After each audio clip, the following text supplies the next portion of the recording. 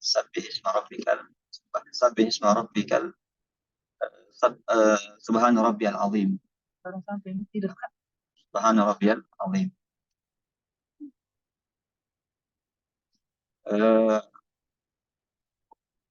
Baik.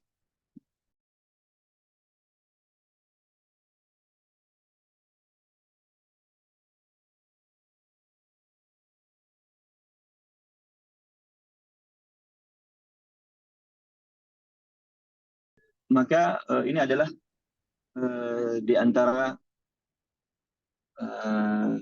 sunnah Rasulullah SAW terhadap ayat ini. Sabbih isma rabbikal a'la.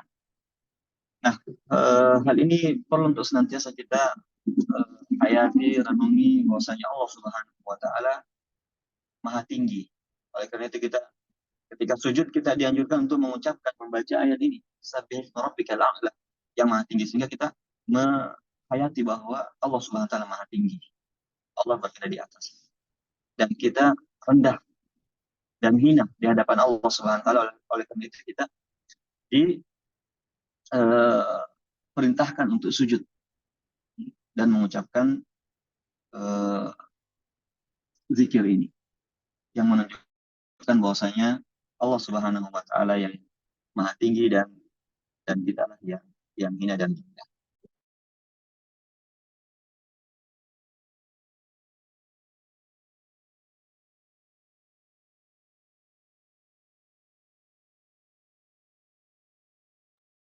Kemudian Allah Subhanahu wa taala lanjutkan, alladzi khalaqa fasawwa, yang menciptakan dan menyempurnakan penciptaan. Ya, Allah Subhanahu wa taala dialah yang menciptakan, dan Allah khaliqu kulli syai'in. Allah Subhanahu wa taala yang menciptakan segala sesuatu. Dan fatabarakallahu ahsanul khaliqin. Dan maha suci Allah Subhanahu wa taala yang merupakan pencipta yang terbaik.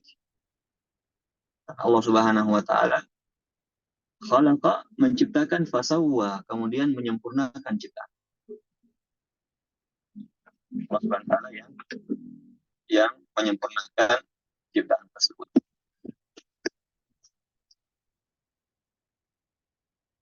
Nah, bentuk kesempurnaan ciptaan Allah Subhanahu wa taala adalah di mana apa yang Allah Subhanahu wa taala ciptakan itu tidak ada kekurangan dalamnya, sempurna. Ketika Allah Subhanahu wa taala menciptakan makhluknya, manusia, di mana manusia lah yang paling sempurna di antara seluruh ciptaan-ciptaannya. Rasulullah SAW dialah yang paling sempurna dari seluruh ciptaan-ciptaannya.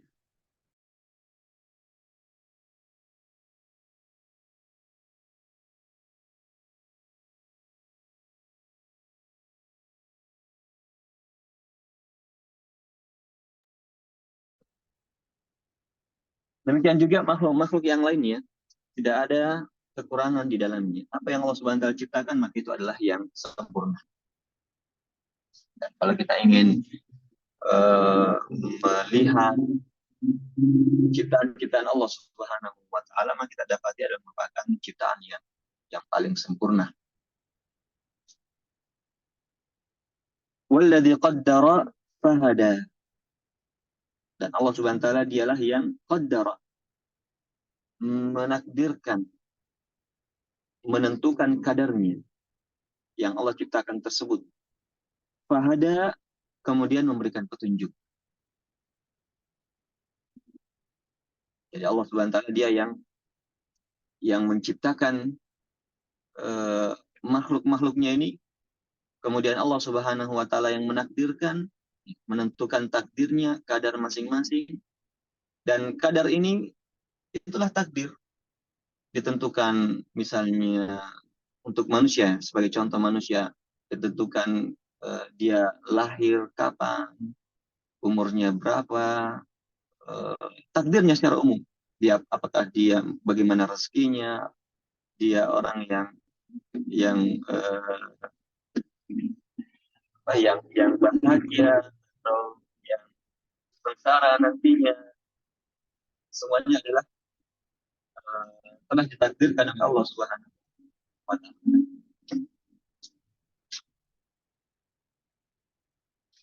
Fahada, kemudian Allah Subhanahu wa taala yang menunjukkan mereka kepada takdir tersebut. Ini sebagaimana yang Allah Subhanahu wa taala firmankan dalam surat Thaha, "Alladzi a'ta kulla syai'in khalqahu tsumma hada." Ya, Allah Subhanahu wa taala yang memberikan segala sesuatu takdirnya, tsumma hada, kemudian Allah Subhanahu wa taala yang memberikan petunjuk mereka kepada takdir tersebut. Artinya Allah Subhanahu wa taala mudahkan. Hanya ketika para sahabat bertanya kepada Rasulullah SAW, ya, ketika sahabat bertanya pada Rasulullah SAW tentang takdir ini, ketika sahabat mengatakan, "Ya Rasulullah, tapi mal amal?" Mereka bertanya pada Rasulullah, "Wah Rasulullah, kalau semuanya sudah ditetapkan, sudah ditakdirkan, kalau begitu apa gunanya amalan-amalan ini, atau bagaimana kita beramal kalau semuanya sudah ditakdirkan? Untuk apa kita melakukan ini kalau memang sudah ditakdirkan, sudah takdirkan masuk surga, neraka?" Maka Rasulullah SAW mengatakan, bersabda, "I'malu fakullun muyassarun lima khuliqa lahu." Rasulullah mengatakan, ya beramal saja, semuanya akan dimudahkan kepada takdirnya. Allah Subhanahu wa taala menakdirkan seseorang mendapatkan kenikmatan, maka dia dimudahkan jalan untuk bisa sampai kepada nikmat tersebut yang telah ditakdirkan. Allah Subhanahu wa taala menakdirkan seseorang mendapatkan kesulitan, musibah, maka dia akan dimudahkan jalan sampai kepada takdir tersebut, mendapatkan musibah. Maka dia, Allah Subhanahu wa taala yang menciptakan, kemudian dia juga yang menakdirkan, menetapkan kadarnya dan takdir segala sesuatu, lalu dia memudahkan manusia ini, mengarahkan dan memudahkan manusia untuk sampai kepada takdir tersebut, dan terjadi persis apa yang telah Allah Subhanahu wa taala takdirkan. Tidak ada yang bisa mengelak terhadap apa yang telah Allah Subhanahu wa taala telah takdirkan. Bagaimana yang disebutkan oleh Rasulullah SAW, bahwasanya ma asabaka lam yakun liyukhti'aka wa ma akhta'aka lam yakun liyusibak. Apa yang telah ditetapkan bagimu engkau dapati, maka itu tidak akan meleset. Dan apa yang Allah Subhanahu wa taala tidak tetapkan bagimu, maka tidak akan menimpamu. Dialah Allah Subhanahu wa taala yang menciptakan dan menetapkan takdir dan yang memudahkan untuk sampai kepada takdir tersebut sebagaimana skenario yang telah Allah Subhanahu wa taala atur dan tetapkan. Dan hal ini terjadi sebelum manusia diciptakan, bahkan sebelum langit dan bumi ini diciptakan. Innallaha kataba maqadiral khalaiq qabla an yakhluqahum bi khamsina alf sanah. Allah Subhanahu wa taala telah menetapkan takdir segala sesuatu yang terjadi di permukaan bumi ini dari hari pertama hingga hari kiamat, itu telah ditetapkan oleh Allah Subhanahu wa taala 50.000 tahun sebelum langit dan bumi ini diciptakan. Sudah sangat lama. Kemudian walladzi akhrajal mar'a, dialah Allah Subhanahu wa taala yang maksud kita tadi, yang menumbuhkan rumput-rumput, tumbuh-tumbuhan. Rumput-rumput, tumbuh-tumbuhan yang tumbuh di permukaan bumi ini, Allah Subhanahu wa taala yang menghidupkannya. Allah Subhanahu wa taala yang menumbuhkannya. Faja'alahu gusa'an ahwa. Kemudian Allah Subhanahu wa taala menjadikannya kering dan hitam. Nah, mufassirin kita mengatakan bahwasanya Allah Subhanahu wa taala ingin memberikan perumpamaan bagi manusia. Perumpamaan bagi manusia. Bahwasanya Allah yang menciptakan mereka, kemudian setelah itu Allah Subhanahu wa taala yang akan mematikan mereka setelah kehidupan dunia.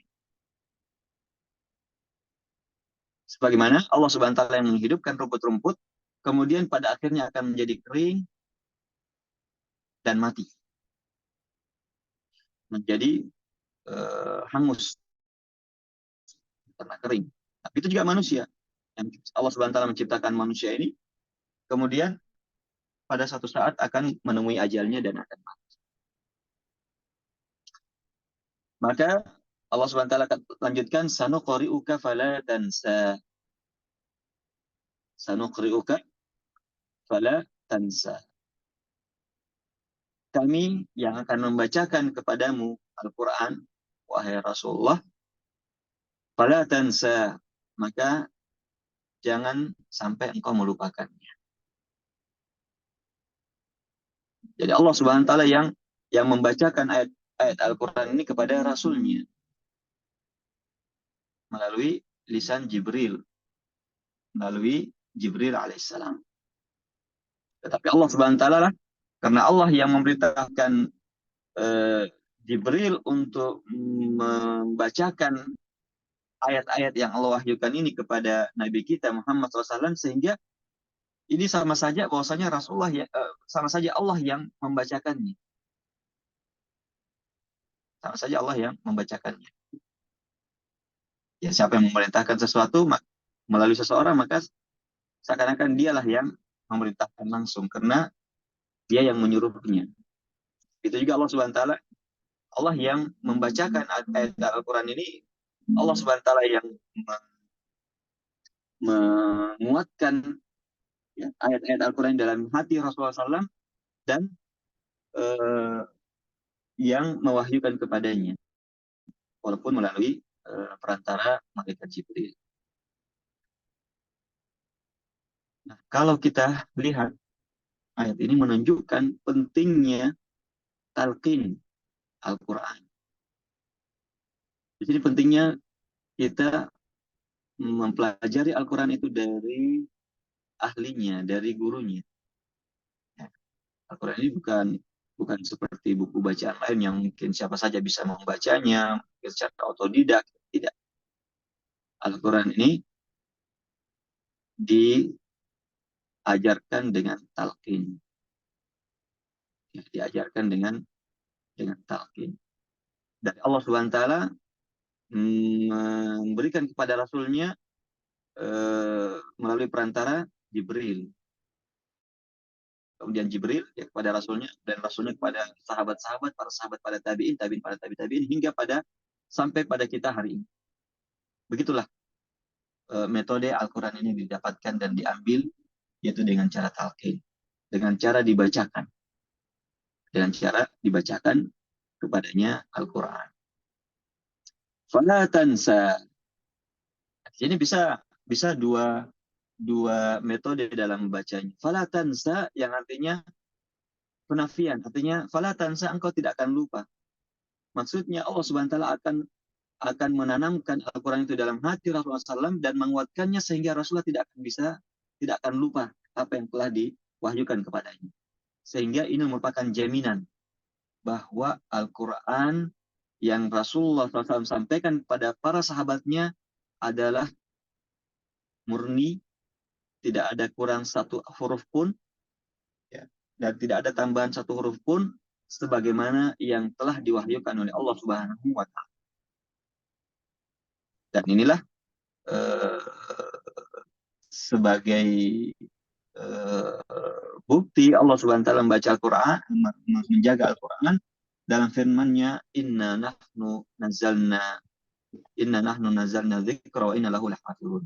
Sungguh kami, kata Allah Subhanahu wa taala, menurunkan dzikir ini, Al-Qur'an ini, wa inna lahu lahafizun, dan kami pula yang akan menjaga.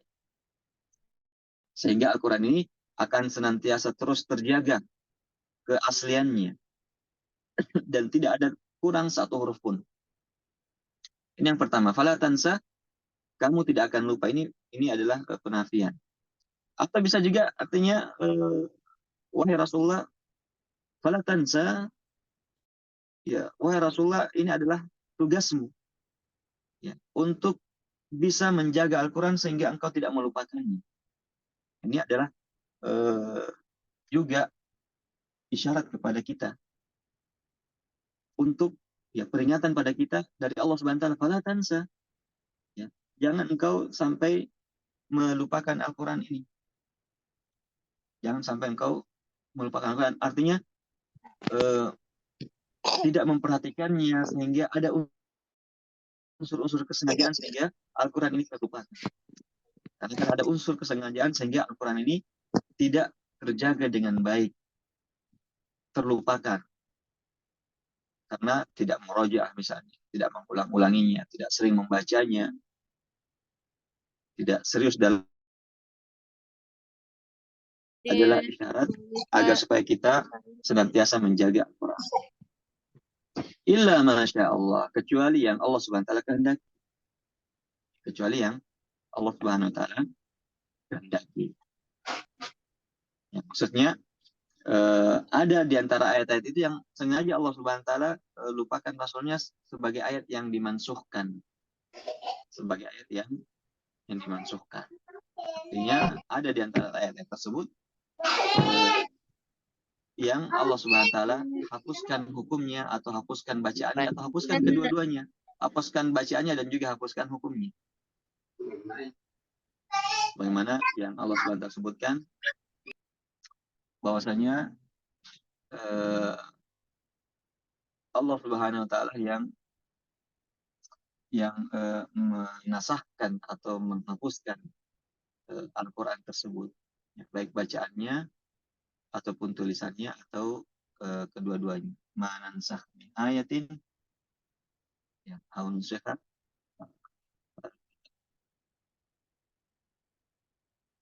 yang disebut oleh Allah manansakh, apa yang Allah Subhanahu wa taala menasahkan dari ayat-ayat tersebut, semuanya itu adalah merupakan kehendak dari Allah Subhanahu wa taala. Nakti bi khairin minha aw misliha. Dari yang Allah Subhanahu wa taala menasahkan dan yang Allah Subhanahu wa taala hilangkan tersebut, lupakan dari Rasul dan hilangkan itu, nakti bi khairin minha aw misliha, Allah Subhanahu wa taala mendatangkan yang lebih baik daripada itu atau paling tidak setara dengannya. Sehingga apa yang Allah Subhanahu wa taala jadikan sebagai nasih, syariat yang sebagai nasih yang menggantikan syariat yang sebelumnya, itu adalah syariat yang terbaik bagi manusia ini dalam kehidupan dunia dan akhirat, ataupun kalau tidak paling minimal setara. Innahu ya'lamul jahra wa ma yakhfa. Sesungguhnya dia Allah Subhanahu wa taala mengetahui yang nampak dan yang tersembunyi. Allah Subhanahu wa taala yang Maha tahu apa yang nampak dan apa yang tersembunyi. Nah, menunjukkan Allah Subhanahu wa taala alim, Maha mengetahui, Maha melihat.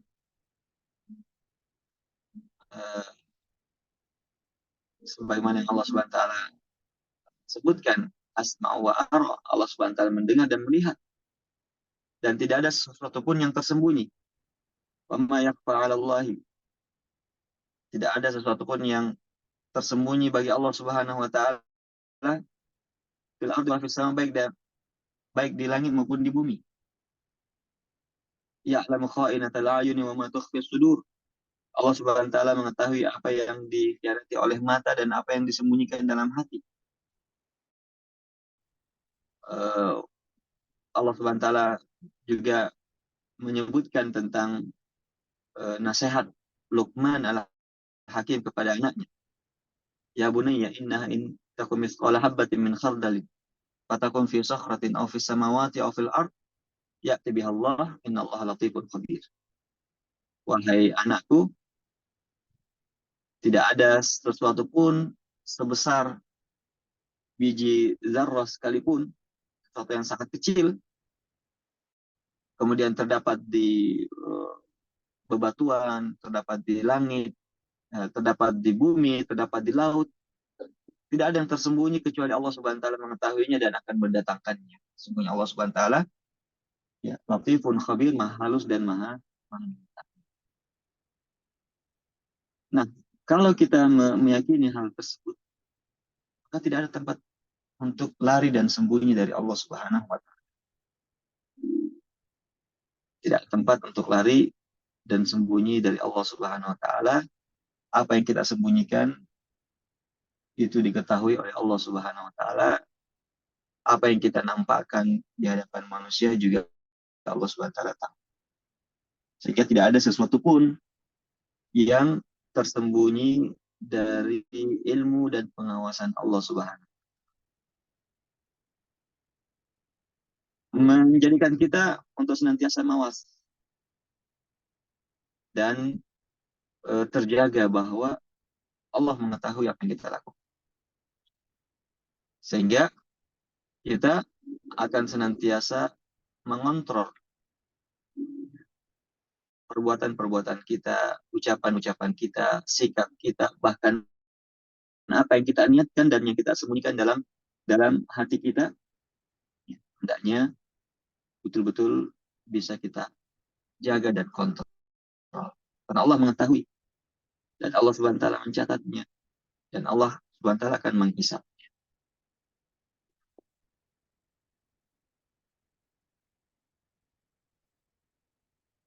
Kemudian Allah Subhanahu wa taala menyebutkan wa nuyassiruka lil yusra, dan kami akan memudahkanmu wahai Rasulullah SAW ke jalan yang mudah, lil yusra, kepada hal-hal yang mudah. Allah Subhanahu wa taala memudahkan Rasulnya untuk hal-hal yang mudah dan yang baik. Sehingga walaupun kita melihat dalam kehidupan Rasulullah banyak kesulitan-kesulitan yang manusiawi yang kelihatan yang beliau alami, namun Allah Subhanahu wa taala mudahkan beliau untuk melewati semua itu dengan baik dan memiliki hikmah yang sangat luas dan dalam terhadap takdir tersebut. Allah Subhanahu wa taala mudahkan Rasulnya sehingga menerima wahyu. Allah Subhanahu wa taala mudahkan Rasulnya sehingga bisa menyampaikan dan mendakwahkan uh, risalah ini, dan Allah Subhanahu wa taala mudahkan sehingga risalah ini bisa sampai kepada manusia. Allah Subhanahu wa taala mudahkan Rasulullah sehingga menjaganya daripada usaha-usaha kaum musyrikin untuk mencelakakannya dan membunuhnya. Allah Subhanahu wa taala mudahkan beliau dalam uh, jihadnya dan dalam segala urusan-urusan beliau. Maka Allah Subhanahu wa taala telah mengatakan wallahu ya'simuka minan nas. Allah Subhanahu wa taala yang senantiasa menjagamu wahai Rasulullah dari manusia.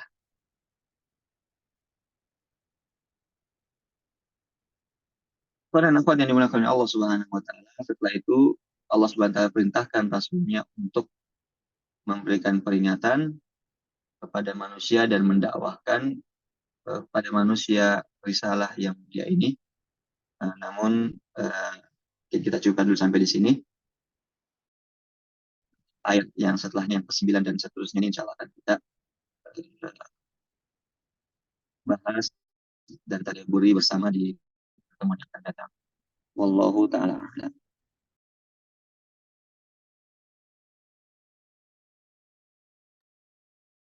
Ya, Masya Allah. Tabarakallah. Ya. Selanjutnya kami persilahkan kepada seluruh peserta yang mau bertanya berkaitan dengan kegiatan kita pada pagi hari ini, pembahasannya, ataupun hal-hal yang ingin disampaikan, ingin dikonsultasikan kepada Ustadz kita, kami persilahkan. Ya, bisa melalui chat room atau langsung raise hand untuk diizinkan atau dibuka mic-nya. Fadal, yang mau bertanya silakan.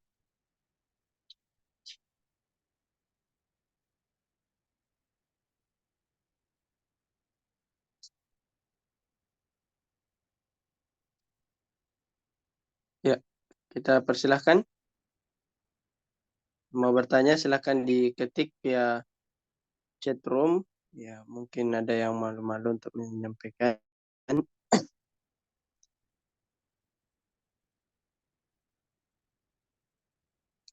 Ya, baik.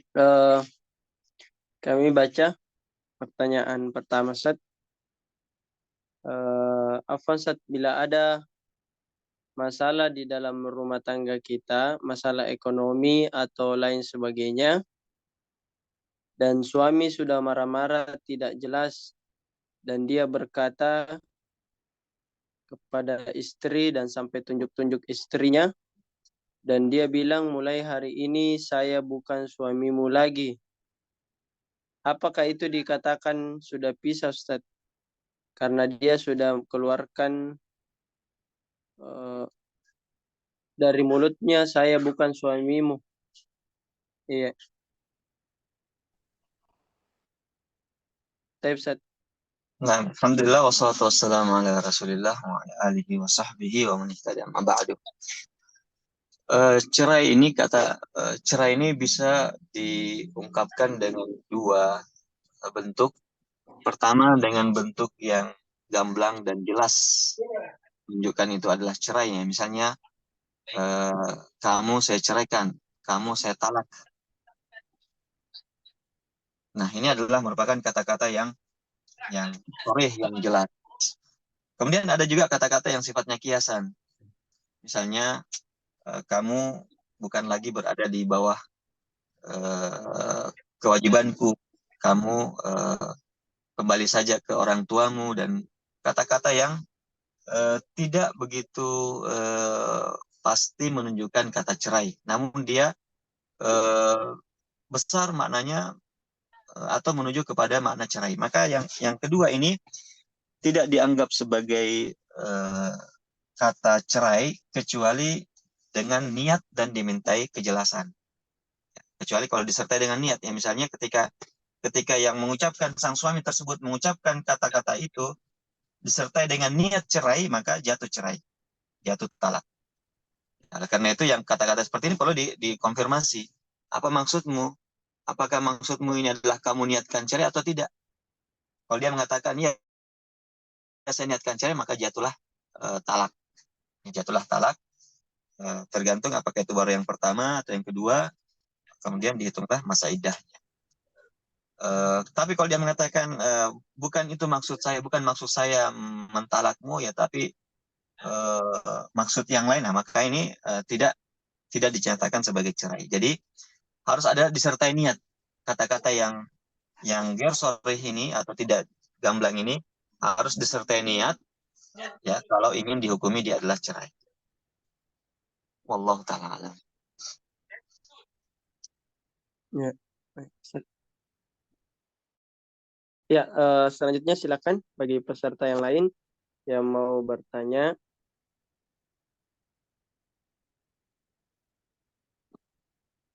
Kita buka kesempatan, silakan.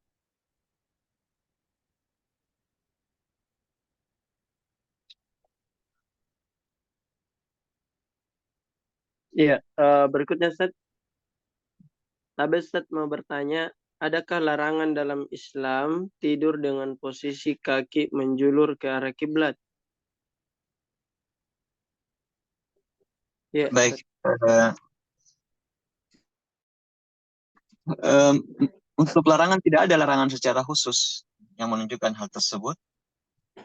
Maka hukum asal daripada kebiasaan-kebiasaan manusia itu adalah mubah, boleh. Jadi segala hal yang sifatnya tradisi, kebiasaan manusia, termasuk diantaranya adalah tidur, maka dia hukum asalnya adalah mubah. Hukum asalnya adalah mubah, sehingga tidak ada larangan bagaimanapun tata caranya dia tidur, kecuali ada larangan secara khusus. Sementara tidak ada larangan secara khusus untuk mengarahkan kaki ke arah kiblat. Sehingga ya tidak mengapa seorang tidur dan kakinya terlentang menghadap kiblat. Kita akan ketahui bahwasanya di antara adab-adab atau tata cara ibadah sholat, berdiri jika tidak mampu maka duduk, tidak mampu maka berbaring, ya. Dan kalau tidak mampu maka ya, berbaringnya ini bisa dengan terlentang kaki menghadap ke kiblat. Maka dengan demikian tidak ada larangan untuk mengarahkan kaki ke arah kiblat, dan boleh saja seorang tidur dalam kondisi seperti itu. Wallahu ta'ala a'lam. Baik, Ustaz. Pertanyaan berikutnya, Ustaz. Afwan, Ustaz, kami ingin bertanya, namun afwan di luar materi. Apakah benar hadis Rasulullah yang mengatakan bahwa akan datang seseorang untuk memperbaharui iman seluruh umat muslim setiap 100 tahun sekali? Kurang lebih seperti ini hadisnya. Kemudian, apakah kemarau panjang termasuk salah satu tanda-tanda akhir zaman? Adakah apa dalil terkait ini, Ustaz? Baik. Jadi sini ada dua hal ya. Yang pertama tentang seorang yang diutus setiap 100 tahun. Nah, hadisnya adalah hadis yang sahih, diriwayatkan dari beberapa jalan, di mana disebutkan bahwasanya Allah Subhanahu wa taala akan mengutus, artinya menciptakan seorang manusia setiap 100 tahun, man yujaddid dinahum, yang memperbaharui agama mereka. Bahwasanya setiap 100 tahun ada generasi ya, yang Allah Subhanahu wa taala ciptakan yang akan memperbaharui agama manusia. Nah, di sini ada beberapa hal. Yang pertama adalah kata man di sini bisa berarti satu, bisa dua, dan bisa berarti kolektif. Ya. Jadi yang akan diutus ini setiap 100 tahun bisa jadi dia adalah satu orang tokoh, ya. Dan bisa jadi lebih, dan bisa jadi bentuknya adalah bersifat kolektif, lembaga misalnya. Kemudian dikatakan yujaddid dinahum, yang memperbaharui, artinya bukan membuat hal yang baru tetapi memperbaharui. Artinya sesuatu yang sudah dilupakan oleh manusia, sesuatu yang telah menyimpang manusia dalam pelaksanaannya sudah tidak lagi murni sebagaimana yang seperti awal diajarkan oleh Rasulullah, maka mereka datang untuk memperbaharuinya. Sesuatu yang sudah dilupa akan dihidupkan kembali. Sunnah-sunnah yang terlupakan dihidupkan kembali. Sunnah-sunnah yang terdapat penyimpangan diluruskan. Dan hal ini bisa dalam berbagai lini kehidupan manusia, aspek kehidupannya, dari sisi akidahnya, ibadahnya, muamalahnya, bahkan dalam masalah politiknya, dalam masalah kehidupan sosialnya. Mereka datang untuk memperbaharui tersebut sehingga senantiasa murni syariat ini sampai akhir zaman. Jadi ini yang diistilahkan oleh ulama kita dengan mujaddid, ya, seorang yang mujaddid, seorang pembaharu. Dan ini ya tidak bisa kita pastikan bahwasanya orangnya si fulan, tetapi bisa saja kita mengatakan mungkin ya mereka ini adalah sebagai orang-orang tersebut, melihat karya yang telah dihasilkan, melihat hasil yang diperjuangkannya, sehingga menjaga agama ini. Ya, misalnya ada yang mengatakan misalnya para imam-imam madhab ya, adalah mujaddid. Misalnya Ibn Taimiyah adalah mujaddid. Kemudian ya ulama-ulama yang datang setelahnya yang memperbaharui agama ini yang sudah mulai diselewengkan atau dilupakan oleh manusia, kemudian ditajdid kembali, ya, diperbaharui kembali.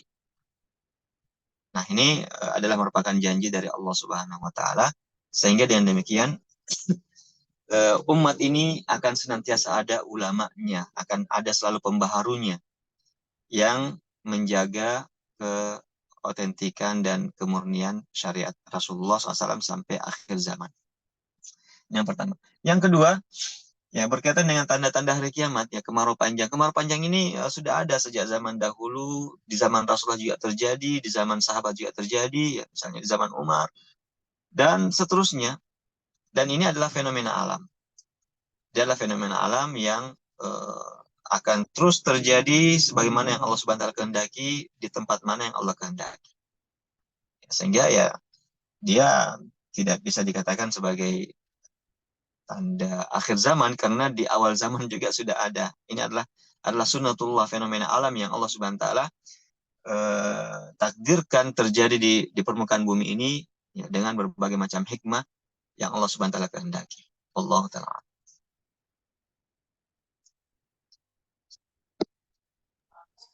Ya baik, Ustaz. Masya Allah. Eh, Pertanyaan berikutnya, Ustaz. Afan, Ustaz mau bertanya, kalau dalam keadaan haid kan tidak boleh berwudu. Jadi bagaimana kalau sebelum mau tidur, apakah bisa berwudu dalam keadaan haid? Apakah wudunya sah atau tidak, Ustaz? Ya, sebenarnya tidak ada larangannya untuk berwudu ketika haid, tapi sebenarnya tidak akan mengangkat, ya, tidak akan mengangkat hadasnya. Dia tidak akan mengangkat hadasnya. Nah, sehingga seseorang yang kalau ingin misalnya berwudu hanya karena ya tujuannya adalah merasa ingin bersih, ya membasuh wajahnya, tangannya, maka tidak mengapa, boleh-boleh saja dia berwudu sebelum tidurnya. Tetapi secara hukum itu tidak akan mengangkat hadasnya. Dia tidak mengangkat hadasnya yang pada saat ini dalam kondisi haid. Dia tidak akan suci. Walaupun sebagian sahabat ketika mereka dalam keadaan junub, mereka meringankan junubnya itu dengan berwudu, tapi tidak mengangkat junubnya, tidak mengangkat hadasnya. Ya, sehingga ya mereka misalnya berwudu ketika ingin masuk masjid, ya, maka mereka berwudu terlebih dahulu agar supaya meringankan junubnya. Ketika mereka tidur dalam kondisi junub, ya maka untuk meringankan junubnya ini mereka berwudu dulu sebelum tidur. Ya. Namun ini tidak mengangkat hadas. Jadi kesimpulannya kalau ingin berwudu sebelum tidur, apalagi itu sudah menjadi kebiasaannya, maka ya tidak mengapa, boleh saja. Tetapi perlu diingat bahwa hal itu tidak mengangkat hadasnya. Adapun larangan, maka kami tidak mengatakan ada larangan berwudu bagi orang yang junub. Wallahu taala. Ya, baik, Ustaz. Pertanyaan berikutnya, Ustaz. Afwan izin bertanya, kaitannya surah Al-A'la ayat 3 dan An-Nisa ayat 79 yang artinya dan keburukan apapun yang menimpamu itu dari kesalahan dirimu sendiri. Iya, jadi yang dimaksud dengan surat Al-A'la yang sebagaimana kita sebutkan tadi, ya Allah yang menakdirkan dan Allah yang menunjukkan. Maksudnya di sini adalah mengarahkan ya manusia ini kepada takdirnya. Ya bukan di sini maksudnya berikan petunjuk hidayah, ya hidayah taufik, ya.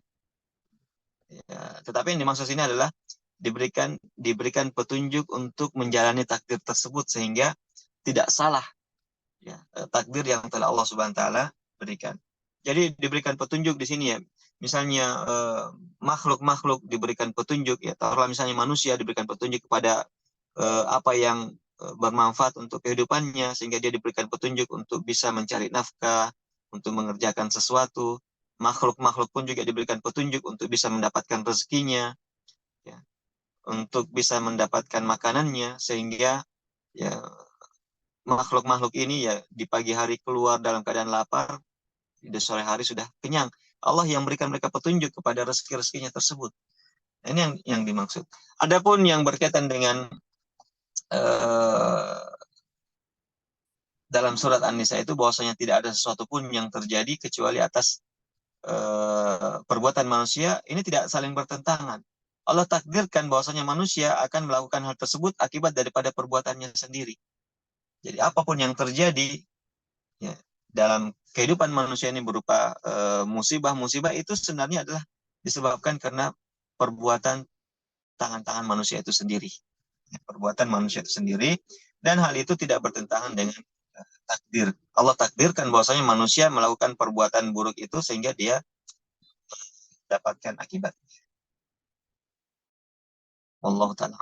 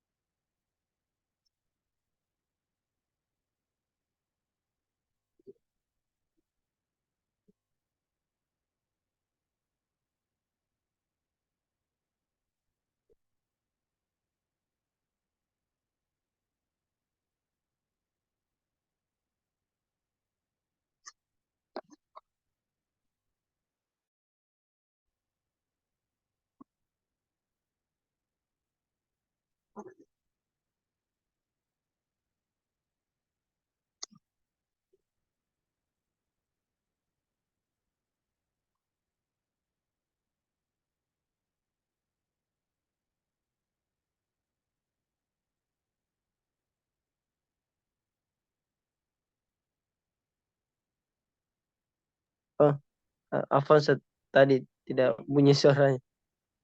Betul. Iya. Saya ulangi Ustaz pertanyaannya. Kalau ada teman bercanda berkaitan dengan situasi Palestina, kemudian kita nasihati, malah dia bilang terlalu kaku jadi orang. Harusnya saya nasihati apa Ustaz? Karena saya tidak ridho teman saya terjebak dengan ketidakpahamannya. Ya, tugas kita adalah menyampaikan wama alaika illal balagul mubin. Tugasmu adalah yang memberikan penjelasan yang terbaik dengan cara yang bijak, cara yang baik. Nah, ketika dia menerima nasihat itu, alhamdulillah. Ketika dia tidak terima, ya itu bukan di bawah kekuasaan kita. Karena innaka la tahdi man ahbabta. Karena engkau, kata Allah Subhanahu wa taala, tidak akan bisa memberikan petunjuk pada siapa yang engkau cintai. Karena Allah Subhanahu wa taala dialah yang memberikan petunjuk. Jadi ketika dia tidak menerima, ya itu adalah kehendak Allah, bahwasanya dia belum diberikan petunjuk oleh Allah Subhanahu wa taala. Maka tugas kita adalah menyampaikan. Tugas kita adalah menyampaikan dengan baik, dengan bijak, ajak mereka berpikir dengan akal sehat dan hati nurani. Ketika mereka menerimanya nasihat tersebut, ya alhamdulillah. Kalau tidak, ya kita sudah menyelesaikan tugas kita dan tanggung jawab dia kepada Allah Subhanahu wa taala nanti. Wallahu a'lam. Iya. Baik Ustaz. Ya, kami berikan kesempatan barangkali ada peserta yang mau bertanya lanjutan terkait jawaban yang sudah disampaikan oleh Ustaz, kita memberikan closing statement. Ya, silakan bagi peserta yang masih mau bertanya, kita kasih kesempatan satu kali lagi. Kalau tidak, kita tutup pertemuan kita pada pagi hari ini.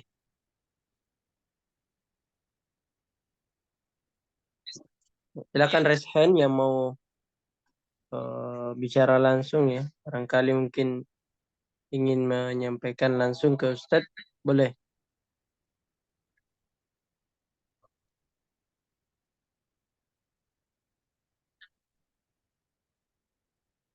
Ya, karena mungkin sudah tidak ada Ustadz pertanyaan, berikutnya kami persilakan Ustadz untuk closing statement. Baik, ikhwan dan akhwat sekalian yang dimuliakan Allah Subhanahu wa taala, apa yang terjadi adalah merupakan takdir yang telah Allah Subhanahu wa taala tetapkan sebagaimana yang telah kita bacakan tadi. Namun takdir tersebut adalah sesuatu yang harus kita mengambil hikmah di dalamnya, khususnya yang berkaitan dengan kondisi umat kita pada hari ini dan lebih khusus lagi yang terjadi pada saudara-saudara kita. Maka kita bersikap sebagaimana yang disyariatkan oleh Rasulullah SAW pada kita, yaitu ya senantiasa dan wala kita, loyalitas kita kepada saudara-saudara kita, wal mu'minuna wal mu'minat ba'duhum awliya'u ba'd. Kita harus memberikan loyalitas kita, dan bentuk loyal kita pada mereka adalah memberikan pembelaan kepada mereka apa yang kita mampu, dengan suara kita, dengan sikap kita, dengan apa yang kita miliki, ya. Dan paling tidak adalah dengan mendoakan mereka agar supaya Allah Subhanahu wa taala menjaga mereka. Dan insya Allah di hari-hari ke depan ini ya semakin kita berprasangka baik pada Allah Subhanahu wa taala, kebaikan demi kebaikan, dan insya Allah kemenangan bagi kaum muslimin. Allah ta'ala. Ya, Masya Allah, jazakallah khairan Ustaz. Barakallahu fikum atas apa yang disampaikan hari ini. Mudah-mudahan memberikan manfaat kepada kita semua, dan tentunya kita berharap Allah Subhanahu wa taala memberikan keistiqomahan kepada kita semua untuk mengikuti program Quran Day yang kita laksanakan setiap hari Ahad subuh. Berikutnya kami juga menyampaikan kepada seluruh peserta berkaitan dengan gembira bahwa insya Allah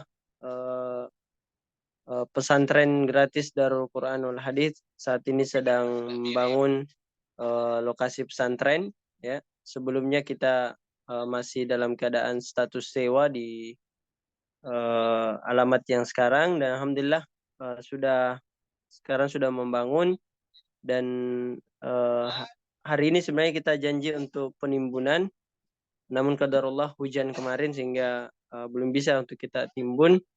Oleh karena itu kami membuka kesempatan kepada seluruh peserta, barangkali ada yang mau ikut wakaf satu truk timbunan ya untuk pesantren kita. Insya Allah di pesantren ini dibina anak-anak dari pulau-pulau Indonesia yang mereka nantinya akan dikembalikan ke kampung-kampung mereka untuk menjadi dai-dai di tempat-tempat mereka. Dan insya Allah menjadi amal jariah bagi kita, ya, kalau kita bisa mengambil bagian ya dalam pengerjaan ya pesantren ini, pengerjaan masjid, asrama dan kelas. Insya Allah jadi amal jariah bagi kita. Dan ya sekali lagi kita berikan kesempatan pada seluruh peserta Quran Day yang mau ikut wakaf satu truk tanah timbunan untuk pesantren kita. Adapun harganya satu truk itu 250.000 per satu truk. Disilakan bagi peserta yang ingin bisa menjapri di grup atau langsung menghubungi admin, ya. Ya, barakallahu fikum, jazakumullah khairan. Terkhusus pada Ustadz kita, Masya Allah, jazakumullah khairan Ustadz atas waktu dan ilmunya. Mudah-mudahan Allah Subhanahu wa taala senantiasa menjaga Ustadz kita dan juga seluruh peserta. Mudah-mudahan Allah Subhanahu wa taala senantiasa mengaruniakan kesehatan kepada kita semua, keistiqomahan, sehingga kita bisa ya terus-menerus ya bermulazamah dengan Al-Qur'an sampai kemudian kita kembali kepada Allah Subhanahu wa taala. Demikian, ya, mohon maaf atas segala kekurangan pada acara hari ini. Mudah-mudahan bermanfaat. Adanallahu wa iyyakum ajmain. Subhanakallahumma bihamdik, asyhadu an la ilaha illa anta, astaghfiruka wa atubu ilaik. Wassalamualaikum warahmatullahi wabarakatuh. Waalaikumsalam warahmatullahi wabarakatuh. Sallallahu Alaihi Wasallam telah mengabarkan